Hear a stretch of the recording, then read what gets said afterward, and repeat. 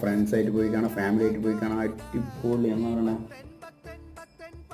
Complete ചിരിച്ച് starting മുതൽ climax banner director by എന്ന് പറഞ്ഞാൽ എഴുതി കാണിക്കുന്നത് വരെ ചിരിച്ച് ചിരിച്ച് ചിരിച്ച് ചിരിച്ച് ഊപ്പാട് തീരും. ഇപ്പോൾ രാജുവിൻ്റെ പൃഥ്വിരാജ് ഇപ്പോൾ നമുക്കെന്ന് പറഞ്ഞാൽ അമർ അക്ബറിന് ശേഷം, അമർ അക്ബർ അന്തോണിക്ക് ശേഷമാണ് പൃഥ്വിരാജിൻ്റെ ഒരു കോമഡി കൊണ്ടൊരു കളി നമ്മൾ കാണുന്ന ഈ ഒരു പടമായിരിക്കും. അതിന് ശേഷം ഇങ്ങനെ ഒരു കോമഡി നമ്മൾ കണ്ടിട്ടുണ്ടാവും. പിന്നെ ബേസിലിനെ പറഞ്ഞല്ലോ, ബേസിലിൻ്റെ മിനിമം ഗ്യാരണ്ടി ഉള്ളൊരു നടനും ഡയറക്ടറുമായിട്ട് മാറിയിരിക്കുകയാണ് ബേസിൽ.